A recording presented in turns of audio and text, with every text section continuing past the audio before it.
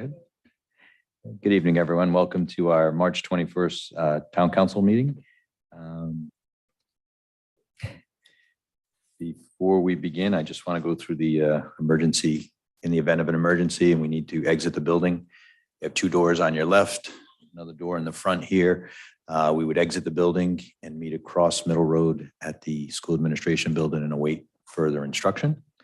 And with that, if we could all stand for Pledge Allegiance and a moment of silence for our men and women serving in harm's way.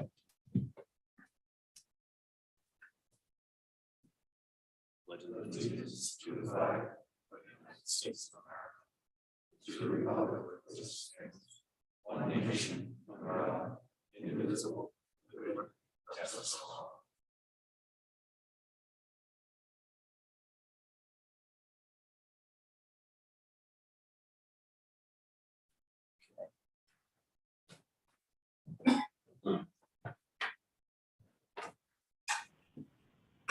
Okay, again, this is a dual hybrid streaming event. For those of you participating from home, you have the ability to either call in or via Zoom indicate with the hand icon that you have a question. If you're on your phone, *9 will indicate to the host that you have a question. *6 will allow you to mute and unmute your phone. Anybody participating tonight with comments, either through Zoom, on the phone, or tonight in person, if you come up to the podium, please state your name and address for the town clerk so that we can get it recorded properly. And with that, we will sit for roll call. Ms. Ujifusa? Present. Ms. Abbott? Here. Mr. Hamilton? Here. Mr. Katzman? Here. Mr. Katzman, you're muted. Here. Mr. Kelly? Dr. Ryan? Here. Mr. Aguiar? Here. We're all still getting used to these the new microphones. We'll try to make sure we speak into the microphone so that we're clearly heard. So tonight is a continuation of our public hearing for the comprehensive community plan. Tonight we will begin with the revisions to element 2 that we discussed previously, and then we'll move on to elements 5 through 8. So Mr. Crosby, would you like to get us up to speed? Sure, I'd be happy to. I'll walk you through the changes that we made to the recreation element. The first one is on page 2.1 at the very top. I added the word limited recreation needs assessment, and you'll see why later on. On page 2.4, we added the 3 S fields to the list of community parks, even though it is for future development. We intend to use about 30 acres of that park to create some soccer fields, and the rest of it is under a conservation easement with the land trust. Mm-hmm. The next change that I made, I found an error of my own on page 2.8. Under Mount Hope Park, we had it listed as closed to the public. It is for limited use, but because of safety concerns, we're trying to kind of make it limited use. Again, on table 2.1 on page 2-9, we added the 3 S fields, and we added a dog park bullet point to the Melville recreation area. On page 210, assessment of needs, section 2.3, I added a paragraph which states, this section is not intended to be an exhaustive assessment of recreational need. The town is currently working on an open space and recreation master plan, which will be incorporated into this comprehensive plan by amendment after final approval and adoption of both plans. The recreation master plan will assess a full range of recreational needs for all ages, abilities, and interests, and will be guided by NRPA standards to assure there are adequate facilities for all future users. on page 211, I added 5 representative sort of non-traditional facilities and recreational activities to that table, and I added a note at the bottom, note C, saying this is not an exhaustive list of activities, but representative of standards to be pursued. The whole idea here was that we didn't want to just describe the needs for the basketball courts, baseball, the traditional sports, but to add some other sports into onto the table. And the last change is on page 212, where we added action item R, recreation 1.1G, develop a comprehensive catalog of existing and active recreation acreage and facility needs based on NRPA standards. So those are the changes. Okay. And I believe that summarizes or captures a lot of what was discussed at the previous meeting. Do we have any comments from counselors? I have some comments, if I may. Sure. Absolutely. Yes, thank you. I think this is a really good improvement on what we had included in there before.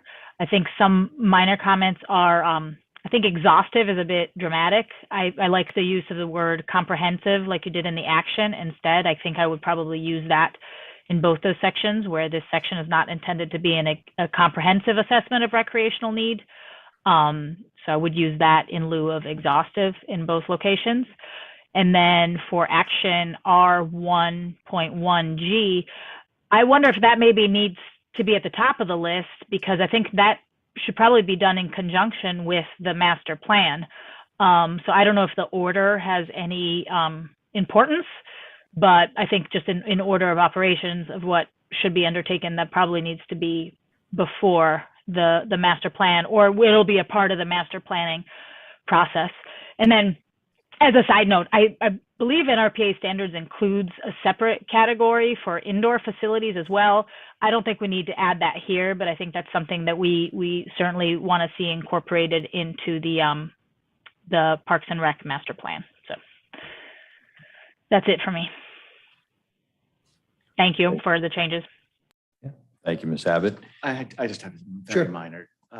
Thank you, Mr. President. So the 3 notes, A, B, and C under table 2.3. Yeah. There's a A, and that's referenced at the top. B is referenced under units. I don't see the actual C anywhere, if you know what I mean. Like the note is there, but there's no footnote C. So just add that probably up at the top of the table. Or Okay. Thank you. Actually, I did have one other question. There was a 2020 census also. I don't know if we referenced the 2015 everywhere, but I think our 2020 census population was higher than the number that's on 2025. Maybe I'm mistaken. But do we know what the 2020 number was? About 17,800, increased by a little over 300. So that is just problematic because we're using a projection for 2025 that is lower than our current population. So I don't know if that's something we want to go ahead and update now or not. I checked on that, and the change in the population does not affect the units needed by population or the deficit figures. And so it's Okay. round up to the nearest, with the unit needed by population, it's all rounded up to the nearest, and so it didn't change anything. Okay, thank you for confirming. Did you have a comment, question? No, I was going to move that we tentatively approve the recreation section with the corrections as amended this evening with the change of exhaustive to comprehensive and a footnote for Mr. Katzman. Second. We have a motion and a second. All those in favor? Ms. Jukusa? Aye. Ms. Abbott? Aye. Mr. Hamilton? Aye. Mr. Katzman, Aye. Mr. Kelly, Aye. Dr. Ryan, Aye. Mr. Aguilar. Aye. Motion passes 7-0. And so now we will move on to element number 5, which is the economic development. Yes, thank you. I will go through my usual routine. What is economic development and why included in the comprehensive plan? Economic development refers to the actions of all of us to create the conditions for economic growth to occur in order to produce greater economic opportunities and improve the quality of life. Why do we put it in the comprehensive plan? It's important for increasing local business activity, which in turn augments local tax revenue and provides residents with places to work, shop, obtain services, all locally. Planning process, and in addition, the planning process helps us to identify our business needs and to determine the appropriate mix and distribution of economic activity.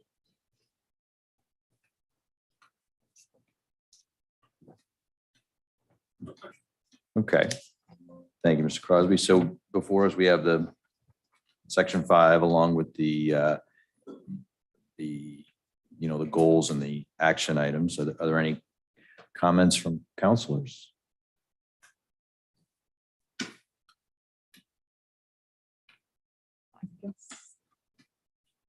Yeah, Okay, go I ahead. won't talk so close this time. I'll speak up. All right, is this okay? Yep. Okay, so on 515, Mr. Crosby, there's a section that says, refers to recreational residential. And it concludes with this sentence, a development trend to be encouraged. And I wanted to question that because I'm not exactly sure that we've seen, okay. It's not about being against second homeowners. I want to say that we need to find ways to stabilize our population so we can keep people in their homes. And what I hear the most from constituents is that it's too expensive to live in Portsmouth. And I'm wondering in this comprehensive plan, if there could be some mention made of the fact that we would like to explore the countervailing policies that might, or countervailing evidence that might suggest that we don't want to encourage recreational residential insofar as perhaps it's making people pay increased property taxes who are usually on a small or fixed income. And so that's my question. Well, I agree with you 100% that a development trend to be encouraged is not, and I have a fix for that, if you will. I don't think that, number one, that word encourage, a development trend to be encouraged did not result, I went back and checked, did not result in any kind of policy statements or goals that in fact do try and encourage that. So it's a statement in the front matter that isn't necessarily supported by the policies. I would like to change that sentence that says, while the development of these types of properties has been slower than predicted and the expected tax revenue increases have not been realized, the concept of defining property as recreational residential remains valid as a revenue positive type of residential development. Well, and the only comment I have to that is that my understanding is that because we have second homeowners and that don't have children in the schools, that although that helped us on the end of keeping our costs of paying for their kids in school down, that actually hurt us in the school funding formula. And so I'm not sure that that was a revenue positive move for us. Okay, I'll strike out the word revenue positive and say the property as, the concept of defining property as recreational residential remains valid as a type of residential development. I'd like to hear what other people think of that, if they want to weigh in, because, really, year-round residents tend to be retired men and women, working men and women, and their homes are increasing in value. And they have to pay increased property taxes. And I just feel like that balancing act between helping folks who might be snowbirds and also helping folks who are still here needs to be at least considered a balancing act rather than two separate issues. Yeah, I think, yeah, perhaps. I'm not sure that this is the forum for that discussion unless you feel like you want to edit or change some of the policies in the second section of the Tax. book. Okay, fair. Can you repeat your last, Hmm. you took out revenue? Just repeat, you just start at the valid and. This valid and, let's see, while the development of these types of properties have been slower than predicted and the expected tax revenue increases have not been realized, the concept of defining property as recreational residential remains valid as a type of residential development. Perfect. Thank you. That sort of completes the paragraph without being contradictory about it. Thank you, Mr. Crosby. Are there any further comments or questions from counselors on Economic development. on economic development? I think I have to pipe in here with a comment from Ms. Sarah Churgan. She is a constituent who is she is the district manager of the Eastern Rhode Island Conservation District and has been working closely with the middle school, the school department, Cloverbud Farm, and has on a project called the Ag Innovation Partnership. And she wanted me to note that agribusiness is not mentioned very much in the economic development section. And perhaps there could be another sentence or two to say that we would like to encourage that, especially given endeavors such as Greenville Vineyard, Ragged Island Brewery. And I know you mentioned them separately in the agricultural section. Yes, there's an However, entire element to the Called, comp plan. understood, but Yeah, just to kind of link them together a bit more because they are, potentially an economic driver that shifts us away from simply looking at boat building and Raytheon, which in fact have cut jobs. So just a comment from her, and I would agree. Do you have any place in the economic development section that you would like to see that happen? Where to go? I would put it underneath the notes at the end, the goals at the end. And just refer it to Put it, I'm element sorry, 6. In the goals at the end, and then refer it to the agricultural section and just kind of make a tie in there. Just trying to figure out which one to go into. Hmm. Skills, yeah. Sorry, I can do that offline if you don't mind. Well, we can't. We can't. Well, Yeah. we can, but we just have to. Bring approve it back. Bring it back. Bring it Next back. meeting, that's all. Okay. Go ahead. I'll,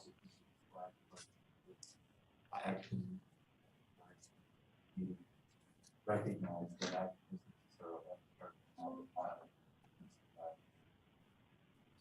this issue addressed what we follow. Sorry, Dr. Ryan, your microphone is not on, so we can't hear anything you're saying. Sorry about that. I'm thinking you could probably insert something right at the end of the section. Policy ED-5.3D recognize that agribusinesses are a vital part of the town's economy and should be encouraged. This issue is more fully addressed in the following section.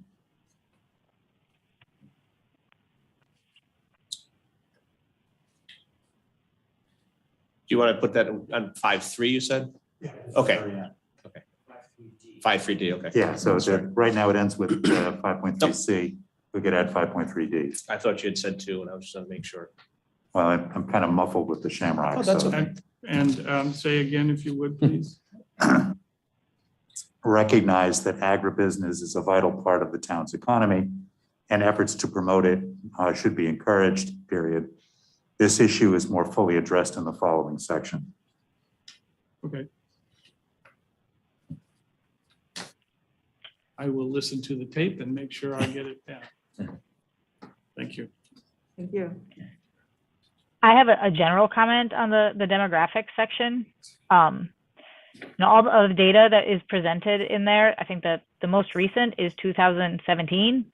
So for the amount of, effort and energy and money that has gone into this plan to, have it go out of the gate with data that's going on 5 years old, does it make sense to include more recent data? Because I think there's been a lot of changes in Portsmouth from 2017 to now. The 2020 census has been released with the broader scope of the numbers, but the finer detail of the census that would normally live here for the 2020 census has not been made available yet. Okay, thank you. Okay.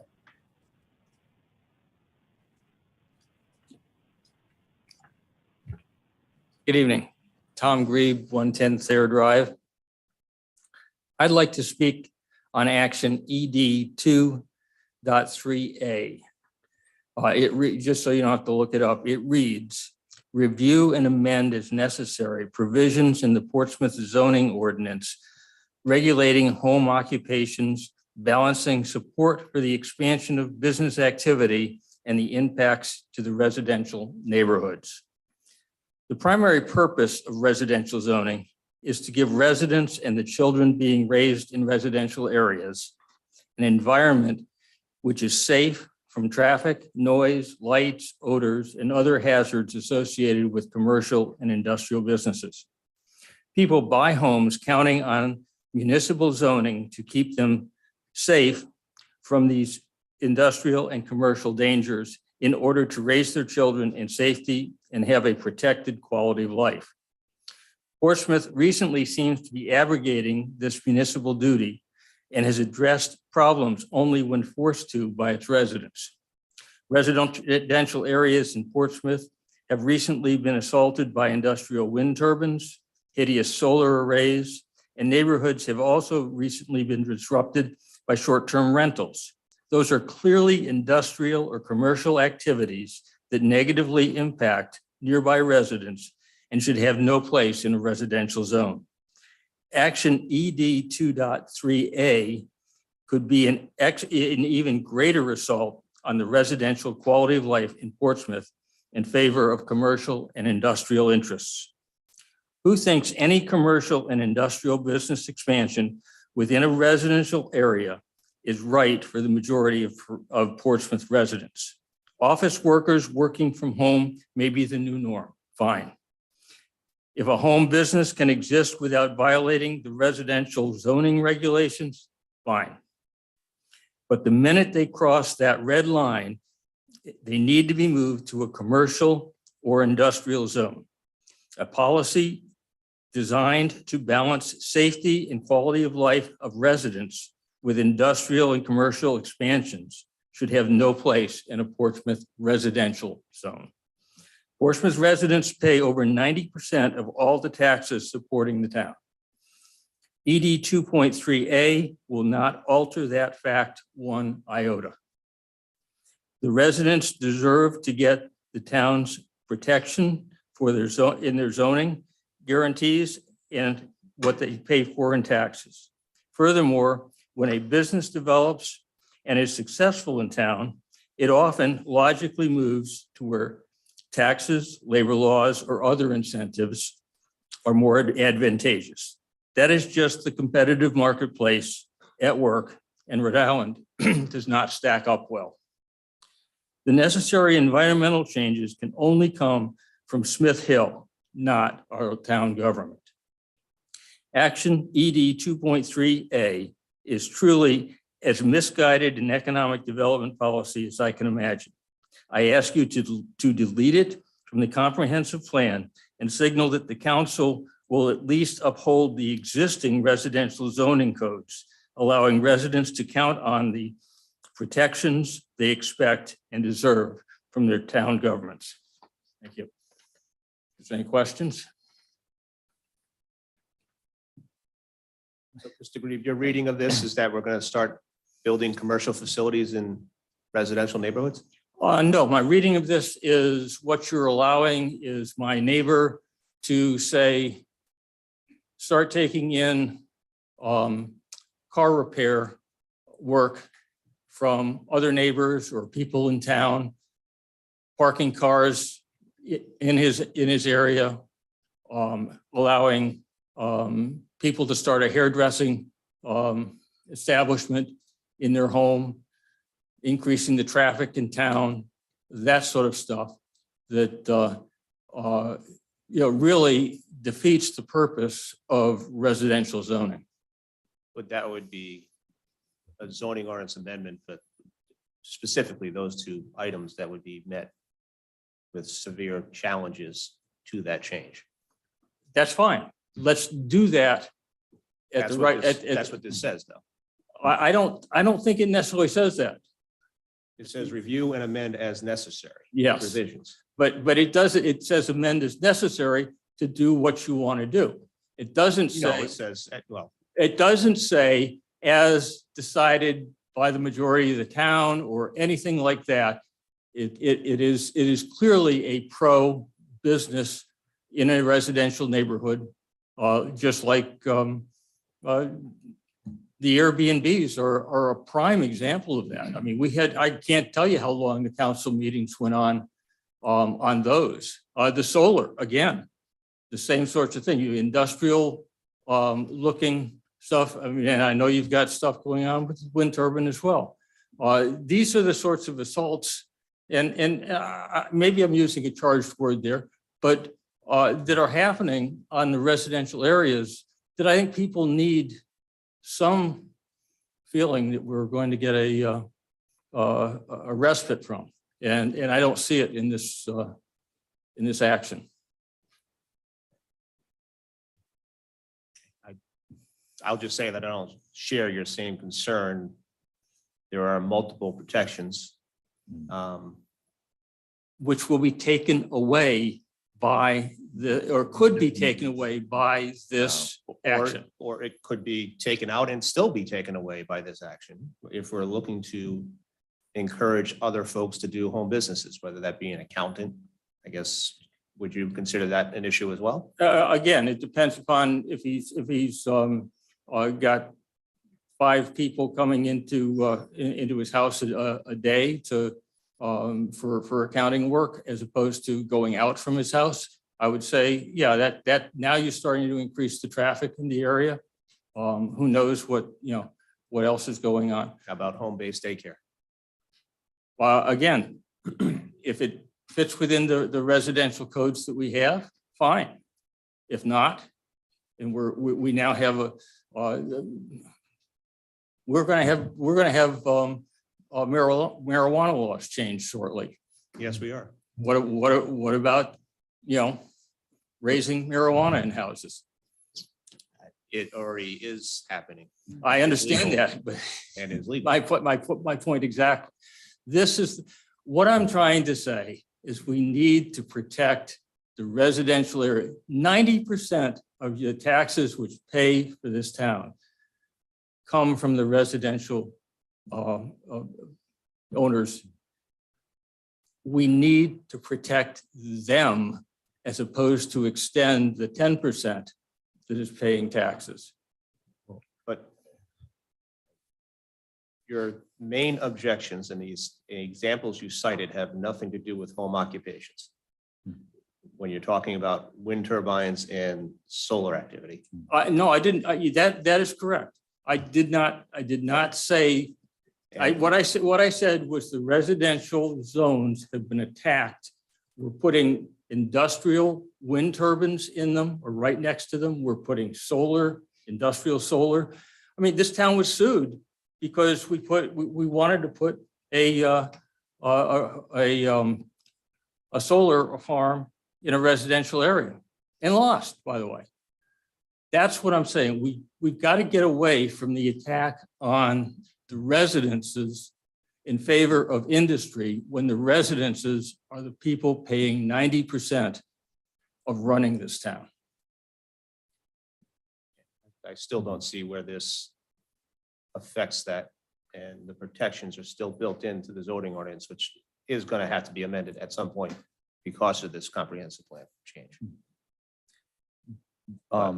I think the spirit of it is to allow the burgeoning home businesses, as you mentioned, people working from home, to fit within the zoning ordinances and not to be an assault, as you have said. But it doesn't differentiate. I mean, you're absolutely right. An accountant working from home and delivering a report someplace, who cares? But I think just to maybe clarify a little bit here, any zoning amendment, any amendment to the zoning ordinance, we just went through that process, public hearing, correct? So as we saw with the solar ordinance, there was public hearing, and it goes through the planning board process. So it's not like one entity has control. If there's going to be an ordinance amendment, there's a process through the planning board as well as the council. And as we saw with the solar ordinance, actually some of the requirements became very strict. We were able to make further adjustments, but Portsmouth's a little unique because our zoning and our parcels, the way things are zoned, it's very spread out. And it's quite common that you'll have light industrial properties within residential areas. That's just the way it's zoned. And so, or no, it's within in some cases. And what's happened is over time, there are several developments in this town that look like they're residential developments, but they're all on light industrial land. So our zoning ordinance has to protect all property owners because it's property owners that pay the taxes. A commercial property owner has the same rights as a residential property owner. So we need to be fair and consistent, but absolutely we need to make sure that we're protecting all of our properties. And I think we try to do that. In our ordinance through the public process would be vetted. And I assure you, we just witnessed it. We just witnessed it with the solar ordinance. Even on commercial properties, we're under the old ordinance, solar could be allowed. Those restrictions were further increased to add further protection. So I trust the process, and I trust the intent here would be probably to identify an allowable use of home businesses, because what's happened is through the pandemic, what's traditionally been done at home, maybe those occupations have expanded, but I think we still have requirements on square footage and how much your home occupation can occupy a property. I do not believe auto repair would fall under a home occupation or anything like that. But there could be some unintended uses that may fit into a home occupation that would probably get vetted out in a public hearing process. So I feel comfortable that by having this in there, it doesn't say we're going to change anything, but it says we would review and amend, and that process is a public process. So I don't think we're, trying to do anything under the radar or, in a closed door, behind a closed door. I didn't say, I'm not saying that whatsoever. I think the process is, I think it's a fair process, and I would welcome that opportunity to review things. Okay, let me explain to you why I don't think it's a fair process. Okay. When the solar ordinance was put together. Yeah.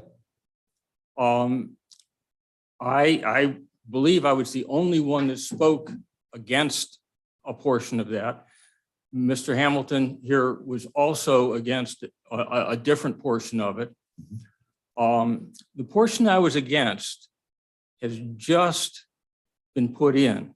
That's almost 2 years of time and several solar farms that would not be there where they are, probably, if this was done in a different manner. And that's why changing the ordinances after the fact and so forth, the rising up of the people saying, hey, this isn't what we want, it takes a huge amount of time, and developments were grandfathered in, people's home values or their quality of life has suffered or will suffer. And that's why I don't think this is the right way to handle this. I'm not saying if the town believes that there's a better way for the residential zoning to be handled, fine. But this process that we've gone through, where all of a sudden an ordinance shows up, and quite frankly, that one wasn't really well advertised. There were other problems going on, and it got through. And it took 2 years for the people to say, hey, look, I don't want that. Let's talk about the wind turbine. The wind turbine was voted on by the people. But what they voted on was a much smaller wind turbine down at that end of town. What we got is a monster in a residential area.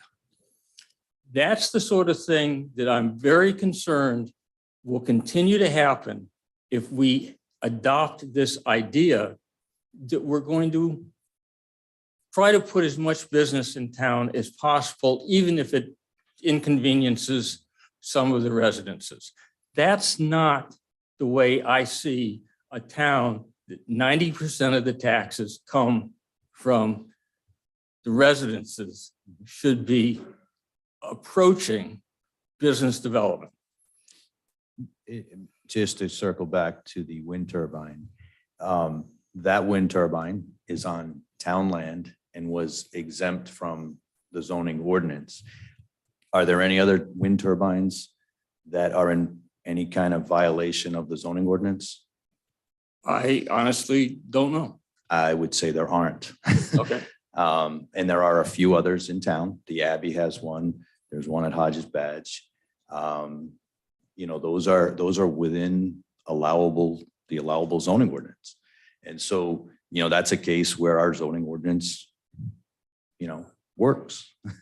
So Well, I'm not, you and I need to debate that because no, Okay. seriously, you've leased land out to somebody without going through the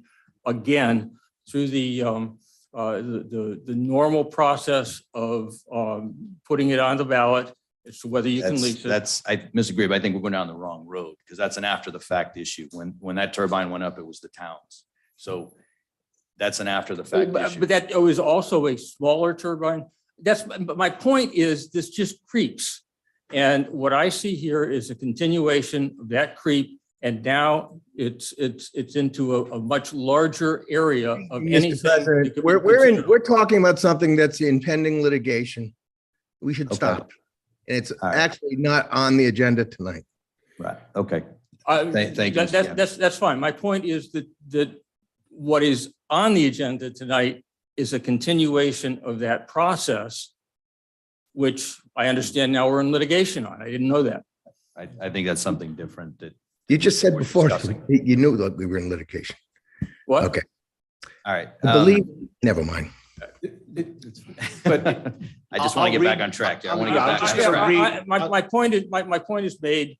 It's obvious that the council thinks differently, but I can tell you there's a lot of people in town that don't agree and have some problems with doing things this way. Doing things what way? I'm going to read. I'm going to read the statement again that's in here.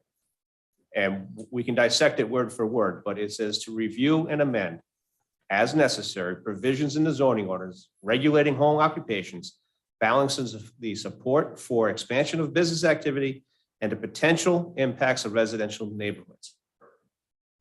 It doesn't say we're going to start jamming down businesses into residential neighborhoods the way you are implying it does. What I'm implying is it says we're going to balance the business needs with the residential needs in a residential area. And I don't see how you can get away from It that. says balancing the support for expansion of business activity and potential impacts for residential neighborhoods. Right. It says It home doesn't- occupation. That's balancing. Underneath home occupations, it's not, if you're reading that somebody's going to start an auto shop in their garage, you are really stretching it. This is for home-based accountant type businesses, law offices. Well, let's say that. Let's say that. Let's say things That like will that. be said when it's reviewed and amended as necessary. If somebody comes in and says, I'm upset because Ms. Ujifusa is opening up a law practice on, you're at Adams Drive, thank you. And thanks for the plug. Then her neighbors can come in and say, I don't want that in my neighborhood.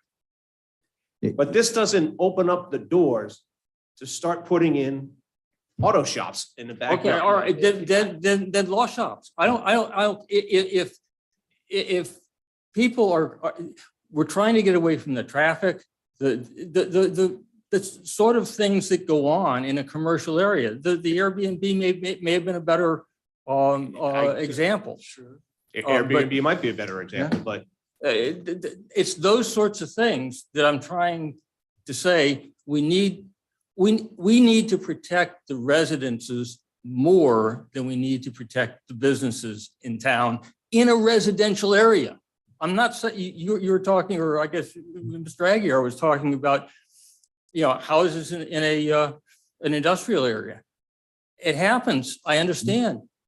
You wouldn't do that on a regular basis, and, no, that wouldn't have happened if they had zoning ordinances back 50 years ago. Absolutely That's a correct. whole other story. We're not a planned community, I unfortunately. understand. But I've taken up more than my time. You guys understand where I'm coming from, at least if not this time, in the future. You Think Bring up a about good point. But I think the protections are still there. I think we're weakening. You're right. There are some protections there. I think this weakens them and it is a continuation of the trend to weaken. If I may, just, my read on that. I appreciate your point. If your examples were perhaps not the best, but I appreciate your point. I think that whether this action ED 2.3A is in our comp plan or not, this kind of activity will happen, meaning someday someone may bring an issue before this council, either something's happening that they want to stop or something's trying to be stopped that folks want to allow. And it will be up to whatever council is seated at that future time to balance whatever the competing interests are. Now, I think your point is the balance should be tilted in favor of residential concerns versus business concerns. In a residential area only. And that's a fair point. I wouldn't get so hung up on the word balance. I think that any council is going to weigh, again, to use a balance, to weigh whatever the concerns are in front of them.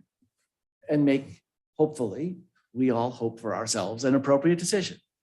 But whether this is here in this comp plan or not, that type of government process is going to happen.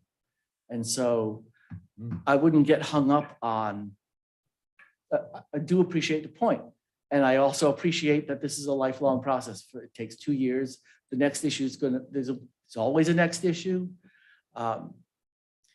Being a citizen in this country means being active always. There's no, okay, we're done and that would be nice, but we are all active all the time, and things take years and there's ups and downs, and we advocate for what we I appreciate some of your kind words, but there's one thing I'd like to get across to you, and that is when we put something like this, balance, in the comprehensive plan, we are tilting the scales away from the residences who have the full, that's what zoning's for, is the residences.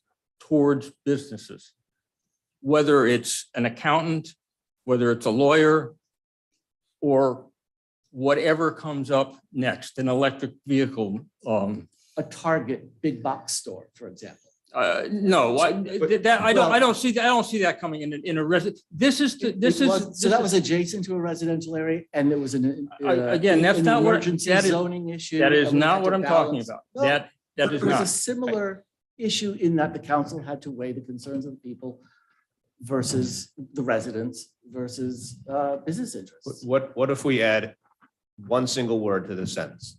And where it says potential, we put negative impacts. That helps strengthen it a little bit more. That does help strengthen it. I would appreciate that. And that's probably the best I can hope for tonight. I appreciate it. But I hope you understand that my concern is well beyond that based on. Thank you. I've taken way too much of your time. And if I may, to second that, if that's a motion, That is a motion to insert. I think negative. that's actually better than striking the whole thing, because to my point, this kind of activity of people coming before council and requesting things is going to happen. No, we just So don't want to. including the word negative impact is probably better than striking the whole thing. Thank you, Mr. Green. Thank you. That's why we have these public hearings, so you can get up and debate us. I think Mr. Crosby has a comment. Yeah, if I may, maybe I can put a cap on this discussion. This was inserted, this was put here to see, in our tax rolls, we have seen a great deal of increase in home occupations through the tangible taxes.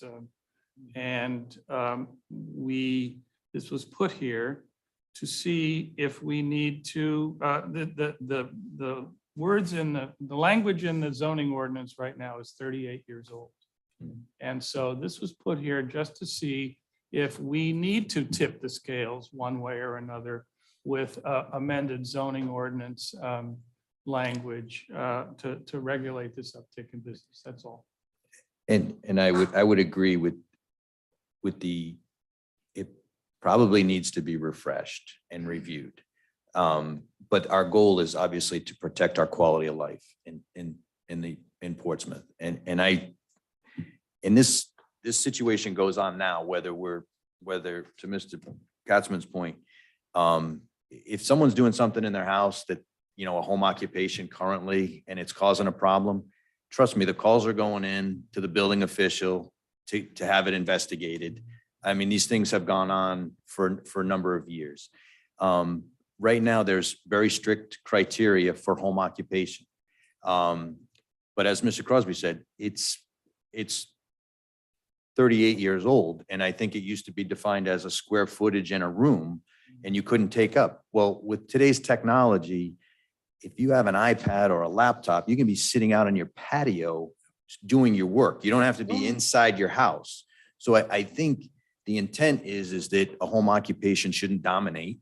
It should be, something that is consistent with the residential development and doesn't create any adverse impacts. And in some cases, some of these things probably require special use permits because of the size of the lots and everything. So,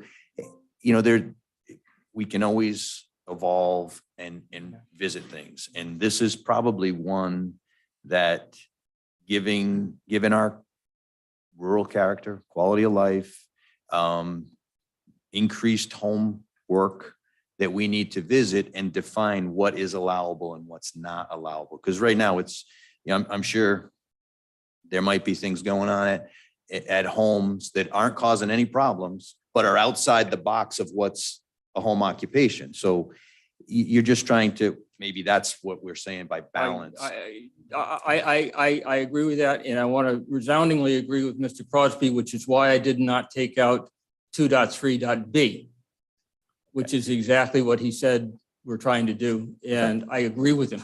That's where we should be putting our efforts, not in balancing. Thank you. Understood. I knew if we did this long enough, Mr. Fitzmaurice was going to come up. Mr. Fitzmaurice. I think I resent that, but I have a quick comment. Mr. Grieve is right about the residential property and how the council and our various boards have not defended adequately the I disagree. residential business. However, I'd like to speak to the business side of this thing. We, certainly the people who drafted this document want to do what they can for the businesses. I think we need to, as an organization, as a council, as a town government, understand that we live in a very hostile environment when it comes to small businesses. State of Rhode Island has been the most hostile state to small businesses for a very long time in this annual award that we get that nobody ever talks about. I think the solution isn't going to be found at the assembly, because if they were going to fix this problem, they would have done it long ago. But we have some ability to streamline the business processes here in town. I've suggested before, and I will suggest again, that we need to review the business processes, make us, even though we're in a hostile environment, the most welcoming community we can. People want to start businesses here. People want to expand businesses here. So I think that's where we can get a return on our investment here in this comprehensive plan. Thank you. Thank you, Mr. Fitzmaurice. Okay, so we had the one modification to 2.3A, is that correct? Yes, to insert the word Negative. negative. I don't know if we want to take that. I don't know if we're going to take that on it. Yeah. You want to vote on that now? You want to listen to Mr. Johnson first? I think we're going to listen to Mr. Johnson first. Okay. Thank you, Mr. President. Steve Johnson, 44 Wapping Road, and Chair of the Portsmouth Economic Development Committee. When I assumed the leadership of the committee a year ago, the longtime members, one of the first things that they said to me is what all the effort that has gone into this comprehensive plan. And we have spent some time in the committee looking through it in the version that was current as of last fall and winter, going through everything that has to do with economic development that we could find anywhere. And in the process of doing that, I have to say I'm quite impressed with what has been done by Mr. Crosby and all those others who in previous sessions like this have contributed to that work. There are two things that I would like to highlight, things that the EDC has identified as the 30,000 foot kind of things that can really make a difference in this town. One is dealt with extensively in this report, not just in element 5, but elsewhere. And that is the opportunity for the west side to be developed potentially as much as the marine trades capital of New England, something that would truly put Portsmouth on the map, something that would accelerate the increase in taxable revenues that would help with the balance of revenues that has previously been discussed between the nearly 90% that is residential and the commercial balance, things that would make us proud to have that in that particular portion of Portsmouth. And the opportunity there for a marina district that is compatible with such a Marines trades expansion that Safe Harbor can do only here on Portsmouth. They don't have the land. They're arguably the biggest of their type in the country. And the only place that they can really do that is here. And so for the plan to address it as it does, that's great. But I'm wondering, thinking about the older references within the plan, whether 2005 is not something that we should, I think we should be building on the 2005 master plan. We touch and we imply, we suggest, but I would wonder, and pardon me, I'm new to this process. This is the first time I've ever done this. Us too. Just so you know. So I do not have a specific amendment to suggest, but I leave for your consideration the possibility of being somewhat more specific about moving forward with the development of an update to the 2005 master plan. So that's one of my 2 points. The other is not in here, but that's understandable because when this began, community broadband was not an issue. The Connect Greater Newport has done extensive work in the last few months on the opportunities for true broadband, that is fiber to the premises for every home, every business in not just Portsmouth, but all of the city and towns in the Greater Newport community. Indeed, 8 of those municipalities met for a full half day in the Pell Center a week ago, Friday morning. And the final report from that hasn't come out yet, but it is, I believe, the consensus that the existing monopoly provided cable service, this 30-year-old technology, but that, by the way, they did a PR press conference shortly thereafter, perhaps in reaction to what was, from their point of view, threatened. That is the possibility of having low cost, high quality, high reliable broadband service to all of the communities in the Greater Newport area. That is all of Bristol County and all of Newport County. The town of Jamestown has begun a process of looking to see what community broadband was there. They have reached out to me as a result of a after meeting conversation on Friday morning about whether I thought that Portsmouth and Newport and Middletown would be interested in doing that. And I'm not privy to those conversations that the town administrators are having. But the other thing that I'm just wondering if it's appropriate to have such a idea that we would look at community broadband as part of our comprehensive community plan, whether that would be something that our residents would appreciate, and where it fits in, I'll leave that to the experts. It's under policy ed 3.1A, collaborate in and prioritize the development of high-speed broadband internet to all of Aquidneck Island. And my point is whether that, like the idea behind the West Side area, needs to be reinforced or fleshed out. And if the answer is no, you're already on it, then I'm okay. It certainly needs to be fleshed out. I mean, obviously, the past 2.5 years have shown us all that our internet is awful on the island. You're polite. Yeah, I'm trying to be. Any rate, I've raised the 2 thoughts that I had in my head and when I felt called to the podium. Thank you very much. If there are no questions, I'll sit down. I'll piggyback on the West Side. We continue to do work with the West Side Advisory Committee and expecting a report from them shortly. That I don't know if we could add that in here somehow.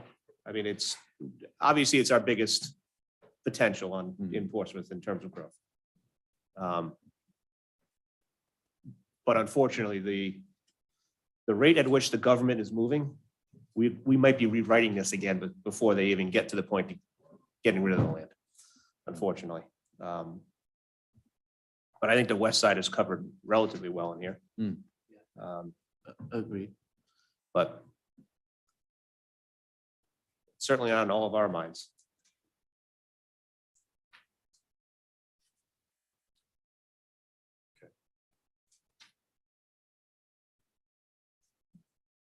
We have the motion. We have a motion, which was to make the modification to Add the word negative. add the word negative. And we had a second? We had a motion and a second? Mr. President, I have a Sure. question. I'm not sure why it's necessary. We're talking about potential impacts and you would want to consider all potential impacts. Why would you only want to focus on the negative? Because it's a protection of the residents in the neighborhoods. But there might be benefits to the residential neighborhoods and I would just want to know what all. Well, so the Because impacts are. positive impacts of a neighborhood don't bring people out with pitchforks and torches. Well, it's just a statement. It's the of- negative Well, ones that we really need to It does focus on. assume that businesses negatively impact residents. Right. Yeah. That, When, right. when you're talking about the expansion of an activity, it's Yeah. usually, you're more worried about the adverse impacts. But I think it's fair to say, when we were considering the brewery, Mhm. that people in the community felt that there would be positive effects in the neighborhood, and that, that those should be considered as well. So I don't see why it's necessary to talk about positive or negative impacts. We should consider all of them. Because the goal of this, I think, and to Mr. Greaves' point, was to avoid the negative impacts. We can see the positive impacts. I mean, And the this people who is- complained most about the negative impacts of the brewery were people who lived on the other end of town. And this No, is, but there this is are also limited many to- people who supported, who were Absolutely. neighbors who supported it. Yep. And I just don't want the balancing to be tilted unnecessarily. And seems like a perfectly reasonable way to. I would think that we want to tilt it to make sure we don't do anything negative to the residents. I also No, think but- that the proposed change is not something that can't be overcome. If you think that the positives outweigh the negatives, then you're still where you are. I don't If, think it. if, I'm gonna just throw in my 2 cents. I spent a lot of time on the zoning board. And whenever you're reviewing a petition or an application, you're generally always looking to see about any adverse impacts that are gonna adversely impact the quality of life. I mean, that's really what you're looking for. Yeah, I mean, when you're looking at something, there, as to your point, there's always the pros and cons. But generally, the deciding factor when looking at a lot of things, it's the negative, it's the adverse impacts that really focus. And again, when you're looking at special use criteria, you reference the comp plan. Is it consistent with the intent of the comp plan? And if the intent of the comp plan is to, evaluate things and protect the quality of life. So if you're trying to protect, then you're generally looking to protect against adverse impacts. So that's, I mean, I know, I get what you're saying, but I think by having it in there, it just emphasizes that we're trying to protect the quality of life in our town. And that's really what we pride ourselves on, is the quality of life that we're able to enjoy. So I'm okay with it, I don't see that either wording prevents people from being reasonable when they're considering these things. So whichever way it's phrased, we count on the people who are going to be making decisions to act in a reasonable manner. I agree, but I think the addition of the word negative puts a little bit more focus to the people in the future making decisions. Fair enough. And I think even in the zoning ordinance, you have to overcome adverse impacts. So it's just consistent. That's all. Am I wrong? I think it's adverse. Is that right, Mr. Crosby? Special use? I'm pretty sure it's adverse. Okay. It's been a little while. But, so we have a motion and a second. All those in favor? Ms. Jukusa? Aye. Ms. Abbott? Aye. Mr. Hamilton? Aye. Mr. Katzman? Aye. Mr. Kelly? Aye. Dr. Ryan? Aye. Mr. Aguirre? Aye. Motion passes 7-0. And just a point of housekeeping, since we did make some additions earlier with the agribusiness addition, Mhm. and we didn't actually take a vote on that. Do we want to go back and take a vote on that? Do you need that, Mr. Crosby, or Or do you want to just add it when you, the agribusiness discussion that Ms. Jukusa brought up? We added Did you that, have we it? added that in at the end. or do you want to just do it if you're tentatively approving with amendments?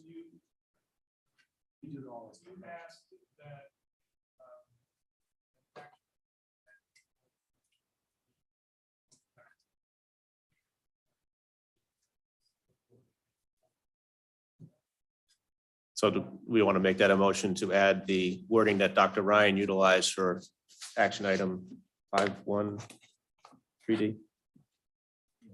He said it 4 times. What did you say? Okay. So, yeah, so I need to make that as a move. I made a motion. You could just second it. We'll Okay, I just- second your motion. Yeah, we're just adding your language Right. into that zone. Mr. Crosby is going to go back and get the exact wording. Actually, I asked Dr. Ryan to send it to me. Do you think he remembers it? It wasn't that complicated. I think I can say it again. That's okay, we're good.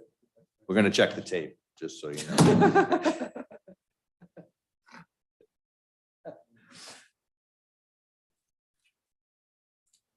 So So, does that need to be voted on? yes, so we have a motion and a second to add in the 5.3D. 5.3D, as you previously stated. All those in Is there a favor? motion in a second? Yes. Yeah, okay. Yep. All those in favor? Ms. Jukusa? Aye. Ms. Abbott? Aye. Mr. Hamilton? Aye. Mr. Katzman? Aye. Mr. Kelly? Aye. Dr. Ryan? Aye. Mr. Aguirre? Aye. Motion passes 7-0. And what? Well, and the third one was your rewording of the sentence in rec residential. So make a motion to correct the wording in the last, the after and. Second. It's not very specific, but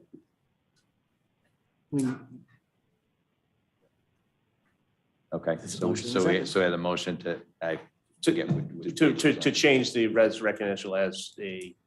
The sentence. Remove the sentence that says to be encouraged, that, yeah, Mr. Jukusa had brought up. and Mr. Crosby changed it. I'll get right back to you, Mr. Johnson.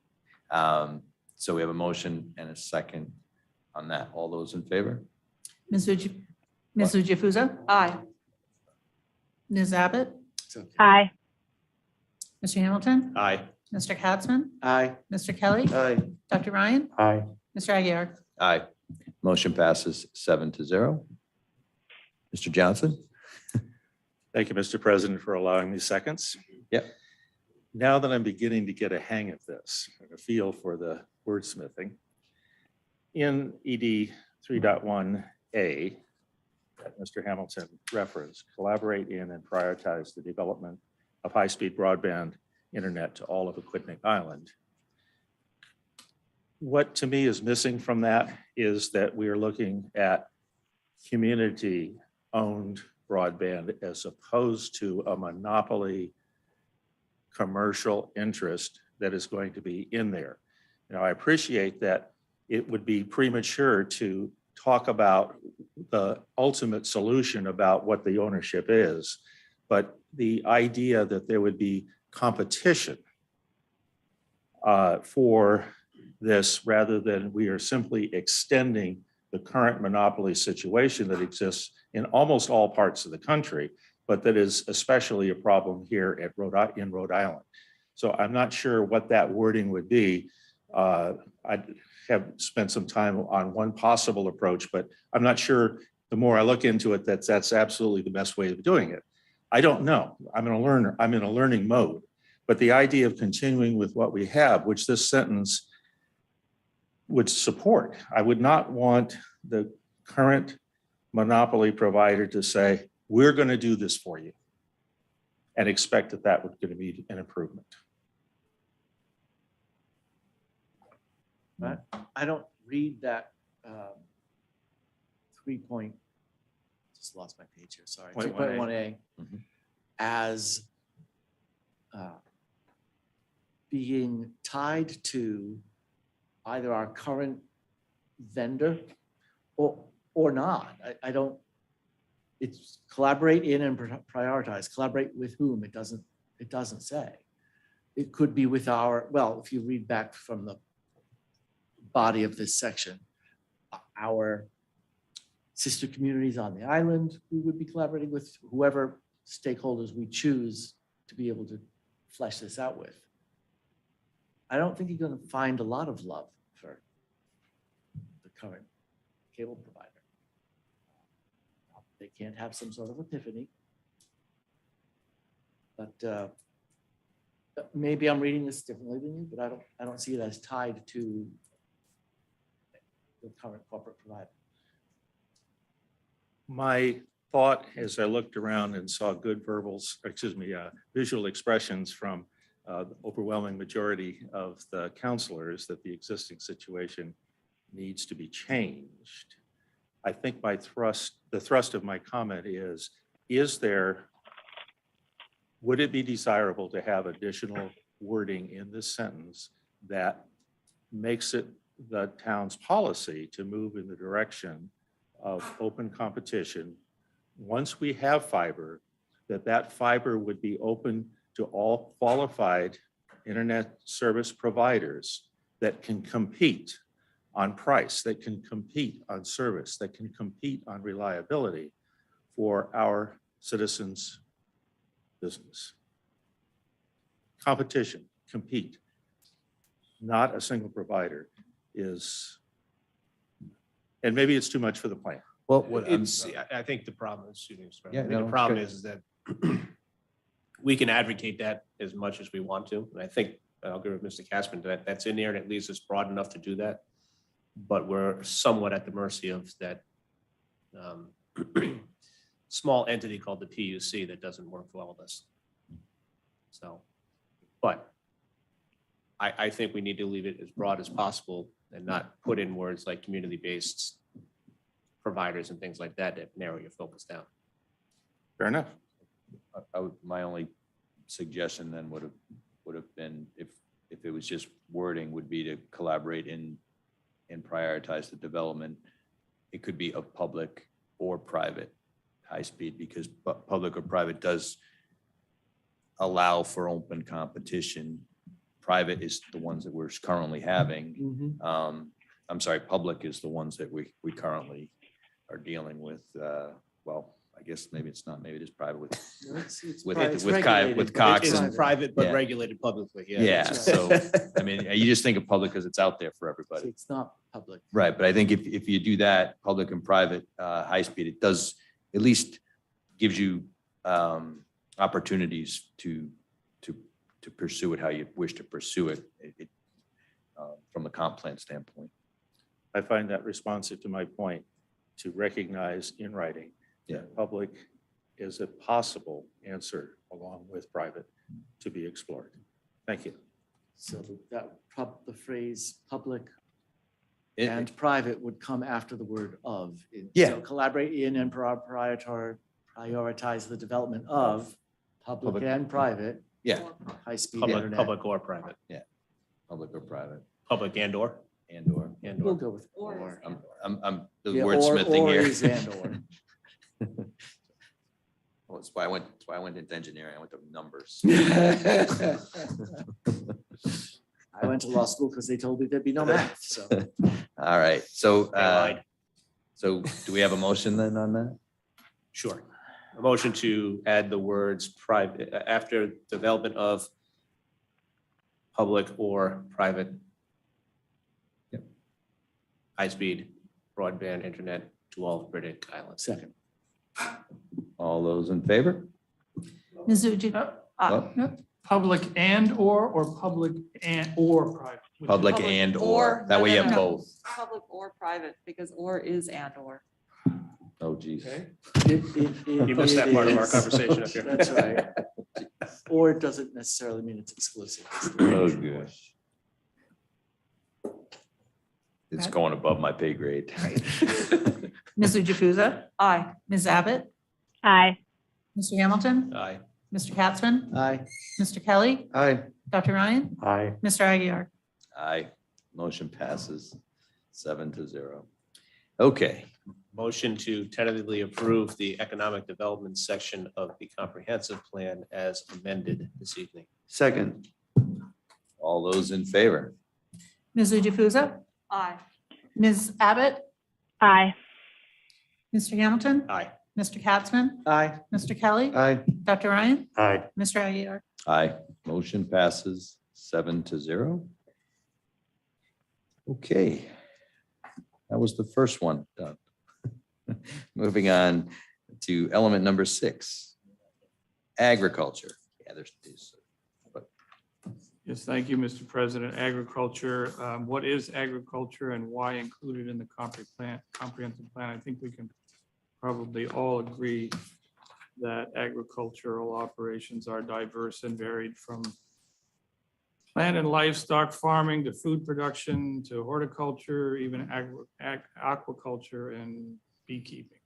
So all of those operations take place in Portsmouth. Why put this in the comprehensive plan? I use the phrase in here, in this element, the working landscape. I think it's a very appropriate phrase to use. There's three important factors about agriculture that call for it to be here in the comprehensive plan. One is it's the relationship to land use. With the idea, we want to try and preserve as much of our farmland soils as possible. I think we touched on that in the natural resources section. Secondly, the preservation of rural character, open space, and scenic views, which we all know and love and value here in Portsmouth. And then thirdly, is the economic benefit of agriculture. The cost of community services is lower. Property values are consistently higher on parcels that are adjacent to agriculture, and just straight business activity, recognizing that agriculture is a business. It employs people and is an important part of our economy. So that's agriculture. Thank you, Mr. Crosby. Going to open it up to comments, questions from counselors. I just have one comment. Sure. Again, relating to Ms. Churgan, there is, perhaps we could put in a mention of ag innovation as something that's an important effort in Portsmouth. Just for folks who don't know, Ag Innovation is a partnership among Portsmouth School Department, the Eastern Rhode Island Conservation District, and Clover Bud Ranch, founded in 2019. And I think I have to give a shout out specifically to Margie Brennan, science coach for grades K through 8 for Portsmouth School District, Ms. Churgan, and Martin Beck from Clover Bud. They've been driving this bus. And since 2019, they've had over 65 kids and 25 families learn about regenerative farming practices, and have been able to harvest food for both St. John's Food and St. Lucy's Food Pantry. I think most people may not be aware that Rhode Island only produces about 2% of its food. And we have a tremendous agricultural history and tradition in Portsmouth that this effort is trying to rejuvenate. And they've gotten quite a few significant grants to support this effort. And so I just think that ag innovation should be mentioned as one of our, I don't know, projects. And I know you're going to ask me, where should it be? And yes, I will. Since I only got this just before this meeting, I'm not exactly prepared to say right now, but perhaps if you'd let me do that offline and we could approve it at the next meeting, that would be great. And that's just to figure out where to fit Where to that mention. section. Just to mention. Yes, I think that's, fair. Let's see if there are other comments though, before we have any other comments. Is there anything online? I can't see. No comments. Okay. So similar to what we did with item number 2 at the last hearing, we're going to continue. Do you want to table this until the addition to Mr. Crosby can figure out where to Yeah. insert this? Yeah. Or can we tentatively approve it with the addition of the mention of the aggravation farm? I'm comfortable tentatively approving it. I mean, that's the only thing we're going to insert. We just got to figure out where to insert it. Yeah. There's no real Motion to tentatively approve with the addition of the information of the aggravation farm. Ag innovation. ag innovation. Second. Okay. All those in favor? Ms. Jukusa? Aye. Ms. Abbott? Aye. Mr. Hamilton? Aye. Mr. Katzman? Aye. Mr. Kelly? Aye. Dr. Ryan? Aye. Mr. Aguiar? Aye. Motion passes 7-0. Thank you. Next, we are going to move on to element number 7, which is services and facilities. Yes, thank you, Mr. President. Services and facilities refers to the range of local government services and public facilities for which the municipality is responsible. It falls under 4 categories for purposes of this element: town administration, facilities and services, educational facilities and services, public works facilities and services, and public safety and emergency facilities. Now, what's not here is recreational facilities, which has its own element, and water supply, which has its own element as well. So why do we have services and facilities in the comp plan? The management of municipal services impacts the ability of our citizens to live in a safe, adequate, and healthy environment. And through assessment and analysis, we can match the level of services and facilities to the physical, economic, and social needs of the community. So that's why we go through a planning process for services and facilities. Okay, thank you, Mr. Crosby. Going to open this one up for any comments, questions from counselors? I have a couple questions, Mr. President. Sure. I guess the first one is on 7.1. We talk about a 2.3 increase. Is that only full-time residents, Mr. Crosby, or does that include part-time residents? On 7.1. Yeah, it's on page 7.2, section 7.1.2, population projections.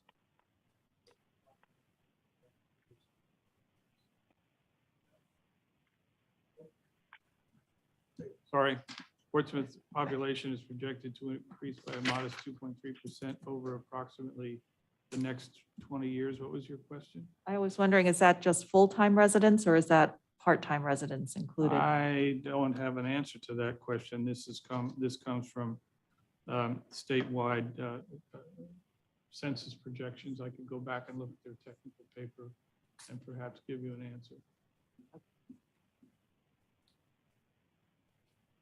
The other question I had was the survey of services was in 2013, and I'm just wondering if you think things have changed in 9 years, especially in light of COVID.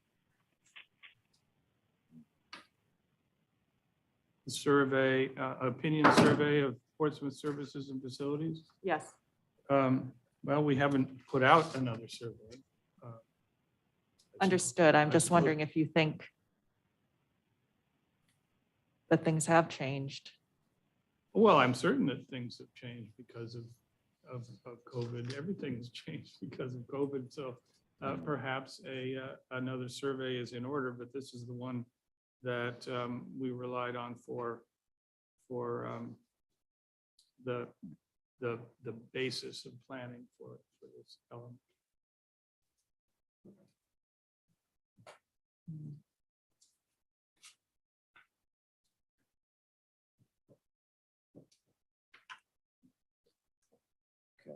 Well, I mean, that might be something that can be looked at after, through an amendment process, but we have to go with the information that was available during the development of the plan. We could potentially do a needs assessment in the future and add it to the comprehensive plan as an updated statement. Right. You bring up a great If point. we do one every 10 years, that would be 2023, then we would look at doing one. But I think to Ms. Ujufuza's point, I think we, going through the pandemic, we realized, all the different things, all the different services that were involved with helping us get through the pandemic. And there was, the thing that comes to mind that we have to think about moving forward is the senior services and making sure that we have the ability and provisions and things in place for senior services. We found out that, that was, one of our biggest challenges during the pandemic was coordinating and trying to identify the needs. So that might be something we can look at, in the future here. Are there any other comments, questions? There's nothing online.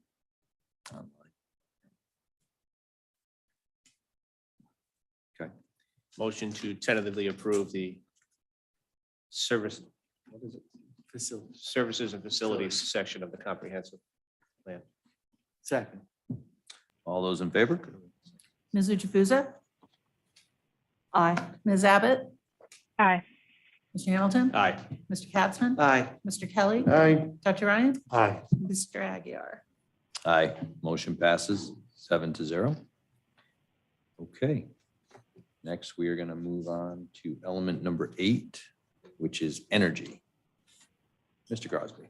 So what is energy and why included in the comprehensive plan? And let me add right off the bat that this is a new requirement by statewide planning that we have an element addressing energy. So that's one of the reasons why it here. The dictionary defines energy as usable heat or power.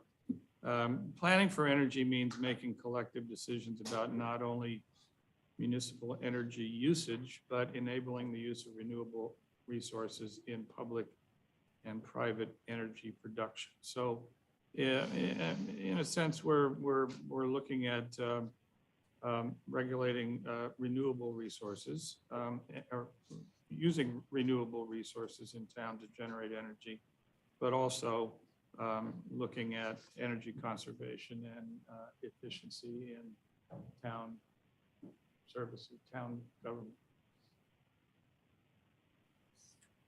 Okay.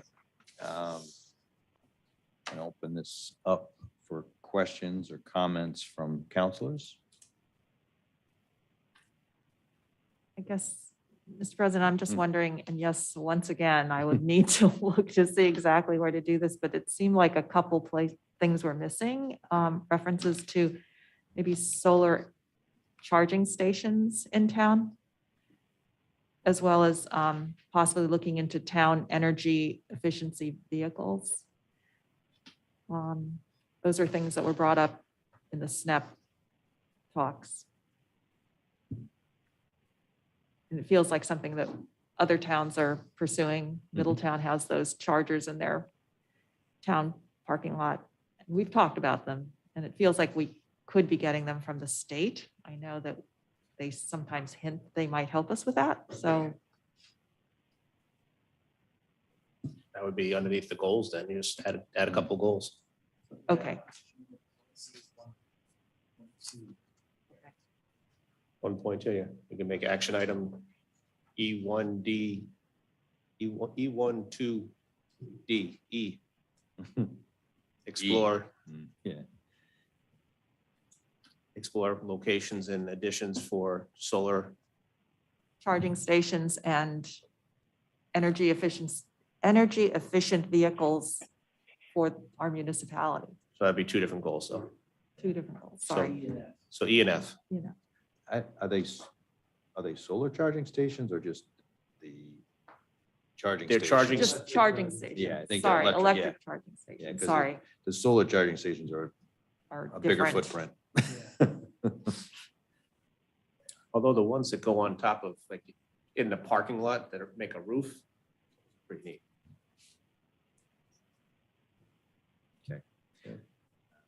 All right, so my only thoughts on this section, but I think we've, I know through our last revisions to the solar ordinance, we kind of, I know when we looked at our policy here where it says to, E 1.2A and E 1.2B, amend the zoning ordinance and adopt performance standards for the siting of renewable energy production. I think going through our amendment process with the solar, I think we probably did that. We clearly did that after this was printed. Yes. So, I mean, if anything, we've This is made a- changes. This We've is a made, slice in time. yes, we made some changes to further enhance the performance standards. And same thing with 1.2B, develop performance standards for ground mounted wind turbine. This expands it a little bit, but that might be something that I guess we could be looking at in the future. But I was just thinking,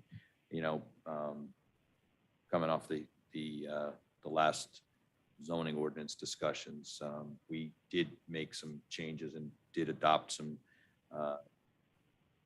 changes to the ordinance that further enhanced the standards. So I think we're on our way. You want to remove these two actions? Nope. Nope, we're going to keep them right in there. Because I think that that is something that's going to continue to evolve as technologies come available. I think that's right. Yeah, I think that's something that, you know, we're going to be probably looking at on a more frequent basis. And I think as they're written, they're phrased generally enough to be able to accommodate future developments. I think that sounds reasonable. Any further questions from counselors? I'm gonna then look, I can't see. There's Motion Okay. to tentatively approve the energy section with the addition I think, of, wait, hold on. All right, it's okay. comments? Addition of items D and F with the Yeah. charging stations and use of energy efficient cars. D&E. And D second, and E. No, E and F. E and E and F. F, E and F. E and Yeah. F. E and F. Second for discussion. That would be- right, seconded, yeah. Okay, so we can vote on that and then. No, you want- let's okay. hear. Oh, Yeah, true. exactly. Sorry about that. Oh, that's okay, thank I thought you. we just voting on those two additions. Jill Munch, 775 Union Street. I have a question on action E-1.2B. The words accessory uses in all districts. Can you just explain that a little bit more? Or could we have a definition of that in this? The microphone, microphone. I think our ex-zoning board chairman of the Oh. president of the Yes, town council can explain that one. There are two, there are two uses. There's what's called principal uses and accessory uses. Accessory uses, principal uses are obvious. The principal use of a piece of property is a house, a dwelling unit. Accessory use would be a use which is allowed. allowed as an accessory use. It can't exist without the principal use on the property, and it can't overshadow or Right. it can't Dominate. the Primary the use. principal use. Yeah. So in the case of this, it would be a ground-mounted solar array in somebody's backyard as an accessory use to the principal use of the property, which is the house. So with regards to the solar part, okay? Would also an accessory use be just use of that solar for that piece of property and not to be sold? Yes. Okay, so that's part of it. So that's why I think it's important to put a definition in here. Well, at this point, it would have to go through a process to have the zoning ordinance amended. So this is just to develop the standards. Like we're not here to develop the standard tonight. That would have to go through that whole zoning amendment process, be vetted with the planning board. And when you're saying definition, absolutely, there would be definitions spelled out for what they are now in the zoning ordinance. There's a use table and there's a lot of Ys, Ns, and Ss. So if it's a Y, it's allowed. If it's an N, it's not allowed. If there's an S, it's allowed by special use. So there's already a very detailed table that has accessory uses, and that table would then have to be expanded upon, and that would go through a vetting process. Yeah. Microphone. Yeah. Well, I guess as part of the comprehensive plan, I would just make a comment that, because this is only this energy part, like he said, it's new. I see that. I understand that it wasn't in the last one. But I think it could be expanded a little bit or like have more focus in this write-up on pursuing more at-home solar on personal property, on people's roofs, and also on the municipal buildings, and anywhere where they're not selling their energy and they're just using it for that wherever the location is, on a building, on the top of a municipal building, or at a gas station, on the roof of a gas station, as long as it's being used for that property and not being sold. But focusing on residential pieces and promoting it on residential properties on roofs, and also on large buildings versus the ground mounted solar. Okay, that's just what I'd like to make a comment on that, and see if there's any way we can just focus on here, those two pieces.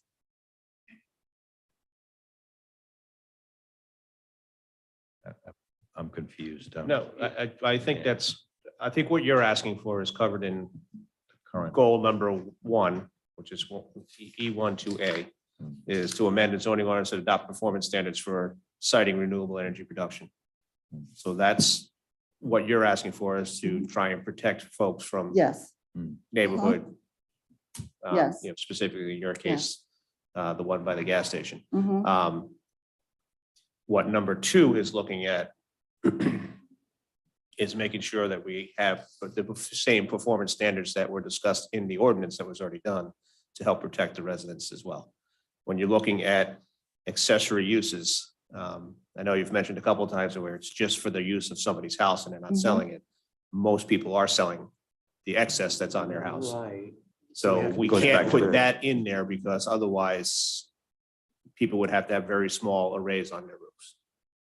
So if you put a standard rooftop array on your house, mhm. you would generally generate more power than you're going to use in your house, and you would be selling that excess back into the grid. So if we tighten that wording up too tight, people wouldn't be able to do that as well on their own house. Most of the solar arrays that you see on people's houses right now are Mhm. positively impacting their bottom line. Right, they're selling some power. I guess I'm just looking for some kind of wording in here that would, and I understand that, what you're saying, Keith. But will, kind of like protect us with, those investors that are just coming in to make money. And it's not really an accessory use. So I was just looking for some tighter wording on that in here, because what we've seen in the past with some of these solar projects is that they'll say, well, it's not in the comprehensive plan, or it meets the comprehensive plan. And they use that terminology to get things passed through the zoning board or the planning board and things like that. So that's why I was just looking to tighten it up a little bit and have it a little bit more particular to protect, the residents in town and their properties. But I think the way this is, to your point, I think what this is saying is for 2B is to develop those standards. Right? To as we move forward, to develop those standards. We wouldn't develop the standards as part of the comp plan. The comp plan would help us take the next step to developing those standards and incorporating them into the ordinance. And if I may, I believe to your point, the term accessory use is a defined Yeah. term. In the As zoning Mr. ordinance. Crosby It and Yeah. President Aguirre tried to articulate off the top of their head, there's a primary use, and this is second accessory use, and these are defined terms in the ordinance. This says to develop standards for things that would be used as accessory uses. But already the term accessory use would preclude, say, a very large lot with a garden shed in one end and the rest of it covered by solar panels. Right. So by just saying accessory use in here, you're saying we're kind of covered with, If Your you're example. talking about a residential property, Yeah. then the primary use would be residential. And an accessory use would be self-limiting to within definitions of what an accessory use is, but yeah, so yes, it's taken care of in that sense. But we may not have performance standards, which is what. Well, and I think we'd have to compare the way the current ordinance is written, the Right, current there you solar go. ordinance against this to see where, because this, There may be that's variances. specifically to the solar ordinance. This is not only, it also relates to other emerging technologies. So I think, Right, I think what we would have to do is kind of revisit that, because I believe the amendments to the solar ordinance were pretty restrictive with where solar could go, even ground mounted solar. It was very restrictive. And I think we even eliminated some sections in residential areas. So I think we'd have to revisit everything, to see not only from a solar perspective, but wind turbines and emerging technologies, because it may apply different to other technologies. So I think we still have some work to do. That's, I guess, the bottom line is we have some work to do to address some of these emerging technologies that are coming down the line. which we may not even know about today. Which we may not know about today, but you do start to hear, for a little while, the solars went away and then it came back. So, solar, I got a feeling we have solar, we have wind turbines. I don't know what else may be coming, but well, again, Hydroelectric. yeah, but I think what we have to do is maybe be a little proactive and try to think about some of these things. Mhm.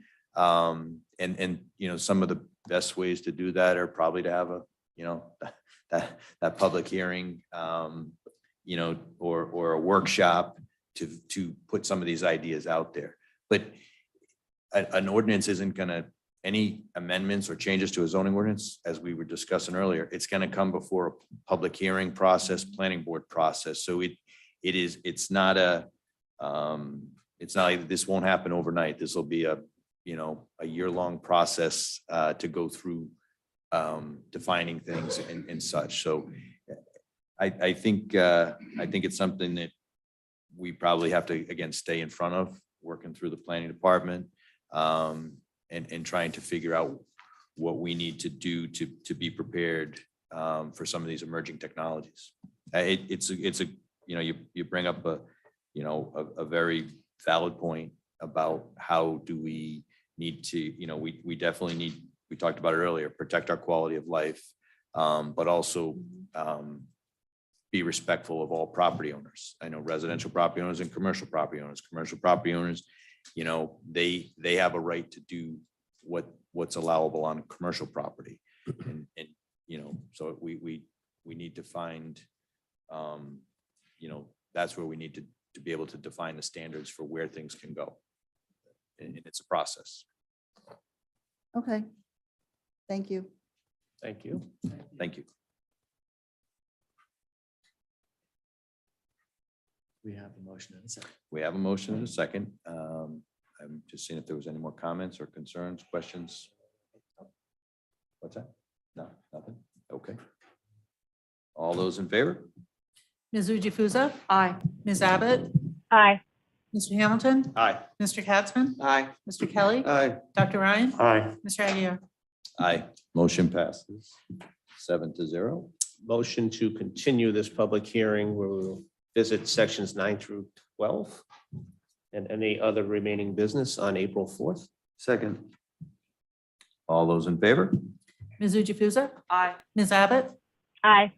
Mr. Hamilton? Aye. Mr. Katzman? Aye. Mr. Kelly? Aye. Dr. Ryan? Aye. Mr. Aguirre? Aye. Motion passes 7-0.